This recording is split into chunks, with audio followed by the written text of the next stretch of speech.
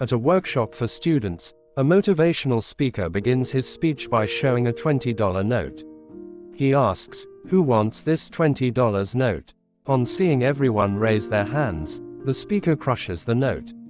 And he asks again, "Who would still like to have it?"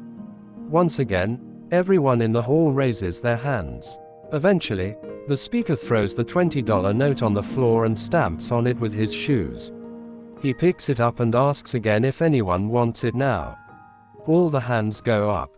He concludes by saying, no matter what he does to the note, it is still desirable as there is no decrease in its value.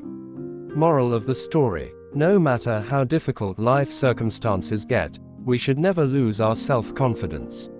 Our worth should never be impacted by the hardships in life.